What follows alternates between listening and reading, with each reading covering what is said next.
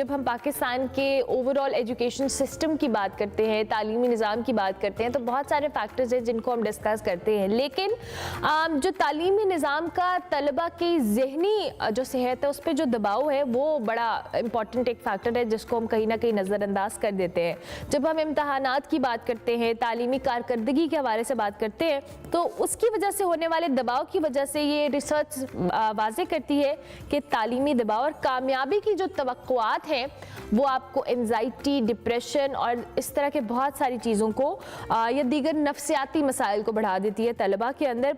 मुख्तलिफ इदारों जैसे हम यूनिवर्सिटी ऑफ पंजाब और आगा खान यूनिवर्सिटी में की गई रिसर्च के हवाले से आपको बताएं तो ये पता लगा कि तालीमी जो कामयाबी के लिए बेतहाशा दबाव तलबा की जो जहनी सकून है, जज्बाती तवाज़ुन है जिसे आप इमोशनल बैलेंस कहते हैं, और मजमूई जो ओवरऑल सेहत है उसको मुतासर करता है। आज हम इस हवाले से बात करेंगे। हमारे साथ मज़हर अली साहब मौजूद हैं, माहिर तालीम है, उनको हम खुश आमदीद कहते हैं। अस्सलाम वालेकुम, थैंक यू वेरी मच। ये टॉपिक इंटरेस्टिंग भी है और इन्फॉर्मेटिव भी है। आई गेस हमारे यहाँ हम सिस्टम के ऊपर बात करते हैं कि ख़राब है या बेहतर करना है या इसमें उस तरह का बैलेंस नहीं है, but the most important thing कि जो स्टूडेंट्स इस सारे सिस्टम का हिस्सा है उनकी जो मेंटल हेल्थ है या उनके ओवरऑल फैक्टर्स हैं वो भी कहीं ना कहीं असरअंदाज बिल्कुल हो रहे हैं।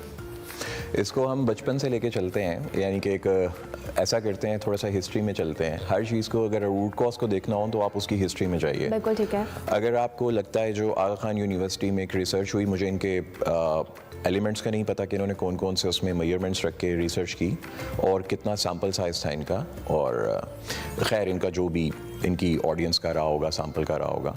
एक चीज़ आप ये माइंड में रखिए कि कोई भी प्रोसेस आपको एंग्जाइटी या स्ट्रेस नहीं देता। उस प्रोसेस के साथ जुड़े हुए आउटकम और उन आउटकम्स के साथ आपकी एक्सपेक्टेशंस वो आपको एक फियर में रखती हैं। जैसा कि फॉर इंस्टेंस एक बच्चा है, उसके पेरेंट्स उसको बचपन से कहते हैं अगर तुम पढ़ोगे नहीं तो गरीब इंसान बनोगे, पढ़ोगे नहीं तो तुम रेडी लगाओगे, पढ़ोगे नहीं तो तुम चिंची चलाओगे, पढ़ोगे नहीं तो तुम रिक्शा चलाओगे, तुम एक अच्छी जगह पे जॉब नहीं कर सकोगे। बिल्कुल ऐसा है। अब आप इसको ज़रा गौर से समझिए कि एक बच्चे के दिमाग में फियर क्या है कि एक चिंची वाला इंसान एक ऐसा इंसान है जिसकी कोई ज़िंदगी नहीं है, एक रिक्शे वाला इंसान एक ऐसा इंसान है जिसकी कोई ज़िंदगी नहीं है। अब वो इस फियर के साथ बड़े हो रहा है, बचपन से ही उसको कंपटीशन दे दिया जाता है, और सम टाइम ये चीज़ ADHD को प्रोवोक करती है, like attention deficit hyper active disorder एक होता है। जिन बच्चों में ये डिसऑर्डर जनरेट हो जाता है, और ये डिसऑर्डर अनफॉर्चुनेटली 5 से 14 साल की एज में होता है, और ये वही एज होती है जब पेरेंट्स एक्सपेक्टेशन बच्चे के दिमाग में इनकलकेट कर रहे होते हैं, और उसके बाद जब वो बच्चा 14 साल से 14 से अबव जाना शुरू होता है, अपनी टीन एज के लास्ट एरा में जाना शुरू होता है, तो ये एक्सपेक्टेशन लेवल इतना बढ़ जाता है सोशल मीडिया की वजह से कि जो प्रोसेस है वो तकलीफ देना शुरू हो जाता है, जिसको एजुकेशनल इंस्टीट्यूशंस के तौर पे देख लीजिए आप इसको मैट्रिकुलेशन, इंटरमीडिएट, ग्रेजुएशन, मास्टर या उसके बाद PhD के सेंस में देख लीजिए। अब ये क्वेश्चन है आपका अभी कि आगा खान यूनिवर्सिटी में कहा गया कि कामयाबी के लिए कितने लोग एफर्ट कर रहे हैं और वो उसको स्ट्रेस ले रहा है कि मैं कामयाब नहीं होऊंगा। तो कामयाबी, यहाँ पे क्वेश्चन को आंसर करने की ज़रूरत है कि कामयाबी क्या है, क्राइटेरिया क्या है, क्योंकि हर कामयाबी हर इंसान के लिए डिफरेंट होती है, उसकी कामयाबी का क्राइटेरिया डिफरेंट है। तो अगर तो मैं किसी से इन्फ्लुएंस होके उसको समझ लेता हूँ कि ही और शी इज़ माई आइडल, तो मेरे लिए उसके लेवल्स को रीच करना अब ये कामयाबी है। अगर अनफॉर्चुनेटली मैं उसको रीच नहीं कर पाता तो मैं स्ट्रेस में जाऊंगा, क्योंकि back of the mind unconscious में मेरे एक फियर बैठा हुआ है कि भाई साहब मैं ऐसी लाइफ नहीं गुजारना चाहता जो एक चिंची वाला गुजार रहा है, एक रेडी वाला गुजार रहा है, और अगर मैं फेल हो गया तो फेल होके ऑब्वियसली मुझे कुछ नहीं मिलेगा। देखें, जब ह्यूमन इंसान को बनाया गया तो उसको एक नफ्सियात दी गई, कॉग्निटिव दिए गए उसको, जिसकी वजह से हम लोग ज़िंदगी गुजार रहे हैं। अब यहाँ पे क्वेश्चन आता है कि ये बनाई किसने? अल्लाह रब्बुल इज़्ज़त ने। फिर उन्होंने इस नफ्सियात का एक मैनुअल भी दे दिया। अब उस मैनुअल से अगर हम हटेंगे तो फिर हम डिस्ट्रेस का शिकार होंगे, फिर हम जाएंगे स्ट्रेस में, फिर हम जाएंगे डिस्टर्बेंस में, हमें कॉग्निटिव इम्पेयरमेंट का सामना करना पड़ेगा, और वो मैनुअल कुरान पाक है। हम लोगों को देखते क्यों हैं? ये मेरा अक्सर क्वेश्चन रहता है अपने स्टूडेंट से भी। एक मेरी रील इंडिया में बड़ी वायरल हुई, 2.3 मिलियन व्यूज़ आए और उस पर जो कमेंट्स थे 10,000 प्लस कमेंट्स थे, और वहाँ पे जो मोहतरमाओं ने और मोहतरम जो हजरात थे उन्होंने जो क्वेश्चन किए हुए थे वो यही था कि हमें स्ट्रेस हमारे पेरेंट्स की तरफ से, अगर फैमिली टॉक्सिक हो तो हम क्या करें। प्रोसेस आपको टॉक्सिक या नार्सिस नहीं बना रहा, उसके साथ जुड़े हुए जो यूनिवर्सिटीज़ ने टाइप्स लगा दिए हुए हैं कि ये बंदा हमारी यूनिवर्सिटी से पढ़ के गया, आज ये CFO है, आज ये CEO है, आज ये एग्जीक्यूटिव डायरेक्टर है, आज ये फलाना है टमकाना है। और मैं अगर अपने आप को देखता हूँ कि मैं वहाँ पे नहीं पहुँच पा रहा क्योंकि मेरे CGPAs इतने नहीं हैं, तो या मैं उस यूनिवर्सिटी से नहीं पढ़ा हुआ, या मैंने उस स्पेसिफिक जगह पे नहीं, इंस्टीट्यूट्स की एफिलिएशन नहीं है, तो मैं अपने आप को एक इन्फीरियरिटी कॉम्प्लेक्स में ले जाऊंगा। अब जब मैं इन्फीरियरिटी कॉम्प्लेक्स में ले जाऊंगा तो मेरे अब पूरा न्यूरोट्रांसमीटर सिस्टम रीबूट करने की ज़रूरत पड़ेगी मुझे। अब वो रीबूट हो नहीं रहा, तो जिसकी वजह से जो मेरे न्यूरो मॉड्यूलेशन और न्यूरोप्लास्टिसिटी है वो बदल रही है, और वो फिर देख रही है सोशल मीडिया स्टार्स को जो पढ़े लिखे नहीं हैं और मिलियंस ऑफ रुपीस कमा रहे हैं, तो फिर मैं भी सोचता हूँ यार ऐसा बनते हैं। अच्छा मज़े साहब, आपने बड़ी इंटरेस्टिंग बात की कि हमारे यहाँ ये सिस्टम है, लेकिन अब मसला ये है कि ये तो ब्रॉटअप का हिस्सा है, ये सिस्टम का भी नहीं है, ये हमारे ब्रॉटअप का हिस्सा है कि हम अपने घर से कंपटीशन स्टार्ट करते हैं। इवन हमारे बहन भाइयों में आपस में कंपटीशन है, फलाने ने इतने ग्रेड लिए तुमने नहीं लिए, उसने खानदान में टॉप किया तुमने नहीं किया, ये इवन हर जगह पे। फिर हमारे कजिन्स में कंपटीशन है, फिर इवन आपकी प्रोफेशनल करियर में जाके आपके साथ तब तक होता रहता है जब तक आप कहीं ना कहीं या तो स्ट्रेस के मारे आपकी हालत हो जाती है या आप कहीं ना कहीं डिमोटिवेटेड हो जाते हैं। तो ये तो फिर फैमिली सिस्टम से लेके सोसाइटी तक हर जगह पे ये फैक्टर इन्वॉल्व है। बिल्कुल ये फैक्टर इन्वॉल्व है, क्योंकि हमने उस मैनुअल को कभी नहीं अंडरस्टैंड किया जो अल्लाह रब्बुल इज़्ज़त ने हमें दिया। जब हम उस मैनुअल को बाईपास करेंगे जहाँ से बेसिक हमारी गाइडेंस आती है, तो फिर क्या करेंगे। स्टिल आपके माइंड में भी कंपटीशन चल रहा होगा कि आपने इसको छोड़ के किसी और जगह पे, लाइक किसी और मेन स्ट्रीम मीडिया में आना है। मेन स्ट्रीम मीडिया से मुराद एंकर पर्सन बनना है। अभी आप गुड मॉर्निंग शो कर रही हैं, आपने पॉलिटिकल कुछ भी व्हाट्सएवर जिसकी TRP ज़्यादा होती है। सोशल मीडिया पे इंसान ने कैसा नज़र आना है, लोगों को बताना कैसे है। फिर हम करते क्या हैं, अगर एजुकेशन पॉलिसी के ऊपर रहूं तो हर दूसरा बंदा, हर दूसरा टीचर, हर दूसरा मोटिवेशनल स्पीकर ये कहेगा हमारा एजुकेशनल सिस्टम ख़राब है। ऐसा नहीं है, समझने की ज़रूरत है। प्रोसेस कभी ख़राब नहीं होते, जब आप उनके साथ आउटकम्स डिफरेंट जोड़ेंगे तब प्रोसेस ख़राब होगा। फॉर इंस्टेंस मुझे पेट में दर्द है, अब उसका प्रोसेस सिंपल सा है कि मुझे एक टैबलेट लेनी है जो मेरे गट को ठीक करे। बिल्कुल ठीक है। मैं हेडेक वाली टैबलेट नहीं ले सकता।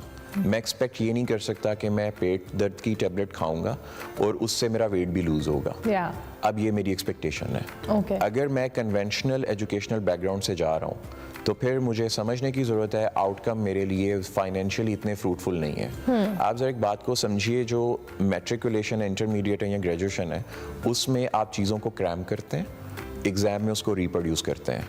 ये आपकी मेमोरी का टेस्ट है। बिल्कुल ठीक है। यहाँ पे क्रिएटिविटी का, कॉग्निटिव कैपेबिलिटीज़ का टेस्ट नहीं है। बिल्कुल ठीक है। अब आपको जॉब भी वहीं पे मिलेगी या आप उसी सेटअप का बिजनेस कर सकते हैं जहाँ पे रिप्रोडक्टिव सिस्टम होगा, जहाँ पे आपको सिर्फ अपनी मेमोरी को यूज करना है, अपनी क्रिएटिविटी को नहीं। अब मैं ऐसे प्रोसेस से पास आउट होके क्रिएटिव फील्ड में जाऊंगा तो फिर मैं पकड़ा जाऊंगा। बिल्कुल ठीक है। तो फिर मैं गालियां नहीं, बुरा भला कहूँगा उस सिस्टम को, उस प्रोसेस को। तो अगर यूनिवर्सिटीज़ ये कर रही हैं या टीचर हजरात ये कर रहे हैं तो उनको प्रोसेस को चेंज करने की ज़रूरत होगी। और प्रोसेस तब चेंज होगा जब आप कॉग्निटिव्स को समझेंगे, जब आप उतनी बेसिक नफ्सियात को कॉमन डिनोमिनेटर के ऊपर लेके आएंगे कि एक इंसान चाह क्या रहा है, उसकी सोसाइटी क्या चाह रही है। अगर कंपटीशन है तो कंपटीशन स्किल्स के दरमियान होता है, मेमोरीज के दरमियान कंपटीशन नहीं होता जो पैसे कमा के दे। ये वो फैक्टर्स हैं जिनको अभी हम डिस्कस तो कर रहे हैं, लेकिन मुझे लगता है कि इसके बारे में हम अभी, मैं शायद पहली दफ़ा बात कर रही हूँ, ये जो इश्यूज़ हैं जिनको आपने भी अभी एड्रेस किया है, मुझे तो लगता है या तो लोगों को इस बारे में पता ही नहीं है कि उनके साथ हो क्या रहा है वो टाइम। मतलब आप बचपन से लेके बड़े होने तक, प्रोफेशनल करियर तक आप इसी फेजेस से गुजर रहे हैं। बिल्कुल। और हमें रियलाइजेशन ही नहीं है। इवन वो कॉम्प्लेक्सेस जब हमारे निकलते हैं कहीं ना कहीं आकर, तो हमें तब भी रियलाइजेशन नहीं होती, फिर हम थेरेपीज या दीगर चीज़ों को ऑप्ट करते हैं। हमें वो रूट कॉज अभी तक उसके बारे में अवेयरनेस ही नहीं है कि हमारी सोसाइटी, हमारे बच्चे, हमारे प्रोफेशनल्स किस सिस्टम से गुजर के आ रहे हैं, तभी आउटकम है। देखिए, अगर मैं आपकी बात करूं, आप यहाँ पे बैठ के एक प्रोफेशनल मोहतरमा का किरदार अदा कर रही हैं। किस डिग्री में पढ़ा आपने ये? मैंने मास्टर्स पढ़ा। आपने ये कम्युनिकेशन स्किल्स कहाँ से सीखी? ये नहीं है, मेरे अंदर थी, ये मेरे अंदर थी। That is the skill. ये आप पढ़ नहीं सकते हो। You need to polish it. Absolutely. You need to recognise के where what is your actually core skill. अब ये कौन सा इंस्टीट्यूट सिखाता है? कोई भी नहीं। कोई भी नहीं सिखाता। प्रोसेस स्किल नहीं सिखाते। स्किल्स के प्रोसेस डिफरेंट हैं।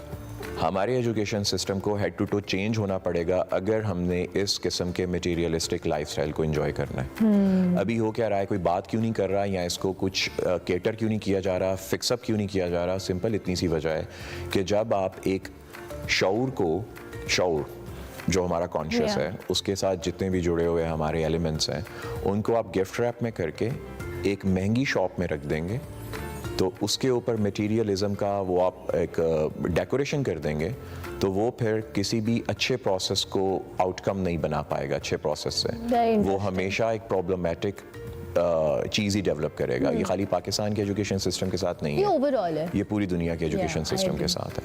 तो अभी जितने भी ड्रॉप आउट्स हैं, जिन्होंने बड़ी बड़ी कंपनीज बनाई हैं, फोर्ब्स की लिस्ट में मोस्टली ड्रॉप आउट्स हैं, डिग्री होल्डर्स नहीं हैं। ये लोग अपने एक प्रोसेस को आइडेंटिफाई करते हैं स्किल के और उसको पॉलिश करना शुरू करते हैं। अदरवाइज इंसान डिग्री को लेकर मार्केट में आएगा, उसके पास कोई नॉलेज नहीं होगा अपनी स्किल को। अब आपने डिग्रीज की बात की और स्किल की बात की, हमारे यहाँ वैसे ही स्किल बेस्ड एजुकेशन पे फोकस ही नहीं है। हम बच्चों को स्किल सिखाते नहीं, हम उन्हें रट्टा सिस्टम पे लेके चल रहे हैं, जिस आपने सिस्टम की बात की। और जो क्रिएटिविटी वाला मसला है वो ऐसा है कि उसके लिए स्पेसिफिक या हम कह लें फील्ड अवेलेबल है, बट स्टिल उसमें इतनी अपॉर्चुनिटीज उस तरह से लोग शायद उनको जाने के शौक ही नहीं होता है। वो सिर्फ एक स्पेसिफिक तबका है जो चला जाता है कि जी हम इस क्रिएटिविटी वाली साइड पर जाएंगे। मसला ये है कि हमारे यहाँ वो चीज़ें इन्वॉल्व करने के लिए या लोगों को उसमें जो कह लें ना थोड़ा इंटरैक्टिव करने के लिए, we don't even put a effort. हम उसको एफर्ट करना ही नहीं चाहते हैं। हम कहते हैं अच्छा मुझे लगा बंदा काम है, ये एक सिस्टम है, हम सुबह 9 to 5 की नौकरी करेंगे और करेंगे। अब मैं आपसे इसी क्वेश्चन से क्वेश्चन मेरा निकल रहा है, ये किस बुक में, किस मैनुअल में या किसी साइकोलॉजिस्ट या साइकियाट्रिस्ट ने इस फील्ड के ऊपर काम किया हो कि अगर आप पढ़ेंगे तो आप रिच होंगे? किसी ने भी नहीं। ये पॉसिबल ही नहीं है। एजुकेशन का ताल्लुक पैसे के साथ नहीं है। ये सिर्फ पर्टिकुलर फील्ड्स थी, इंजीनियरिंग की, डॉक्टरेट की, चार्टर्ड अकाउंटेंसी की, जिनमें पढ़ के आप एक लाइसेंस लेते हो, लाइक LLB लाइसेंस लेते हो, फिर आप पैसे कमाते हो। बिल्कुल ठीक है। इसके अलावा जितनी फील्ड्स हैं उनका पैसे कमाने से कोई ताल्लुक नहीं है। ये स्किल है, वो स्किल बेस है सारा। और स्किल बेस्ड एजुकेशन तो है ही नहीं। स्किल बेस्ड एजुकेशन नहीं है, एजुकेशन कभी स्किल बेस्ड नहीं होगी। लेकिन हमें उस स्किल, हम लोगों को ये भी तो नहीं बताते कि हमारे पास ऐसे इंस्टीट्यूट्स हों या इदारे हों या ऐसे मेंटर्स हों जिन्हें पता हो कि आपने अपने अंदर से अपनी स्किल को आइडेंटिफाई कैसे करना है। क्योंकि हर बंदा सेल्फ असेसमेंट नहीं कर सकता अपनी कि उसके अंदर क्या स्किल है। मुझे शायद बहुत लेट जाके रियलाइज हुआ कि मैं ये काम कर सकती हूँ। बहुत सारे लोगों को पूरी पूरी जिंदगी नहीं रियलाइजेशन होती।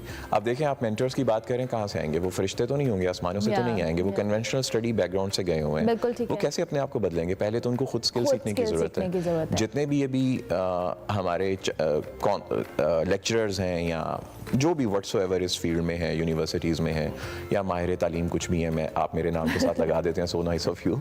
तो अब इनको सबको समझने की ज़रूरत है कि एक बच्चे को ये कैसे रियलाइजेशन करवानी है कि how much capable you are. Exactly. एक बच्चा है जो 5 to 6 ईयर्स का है, उसकी टीचर उसको कैसे बताएगी, जबकि वो खुद बेचारी अगर किसी इंटरनेशनल स्कूल में पढ़ा रही हैं तो 60 to 70,000 के लिए लगी हुई हैं, और अगर किसी नेशनल स्कूल में तो 30 to 40,000 के लिए लगी हुई हैं। उनका जो कोर माइंडसेट है वो इसी के गिर्द घूम रहा है कि मैंने घर कब जाना है। That's it. वो आइडेंटिफाई नहीं कर सकते उस बच्चे के ऊपर, इतनी हार्ड वर्क नहीं कर सकते।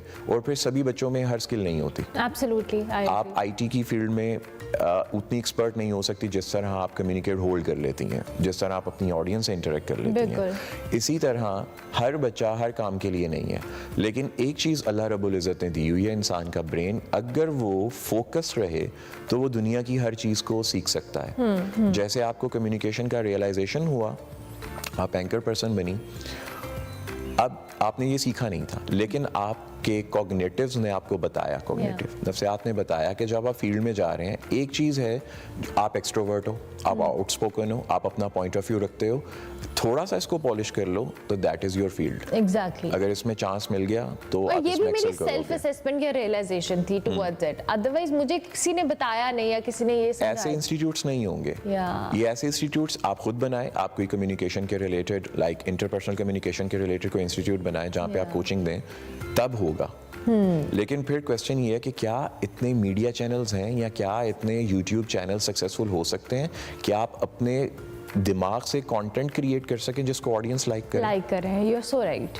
तो ये बहुत सारे फैक्टर्स हैं जिसका आई गेस हमने, ये बहुत इंटरेस्टिंग एक टॉपिक है और इस पे बहुत ज़्यादा बात कर सकते हैं, बट टाइम कम है। Thank you very much mother साहब, बहुत शुक्रिया।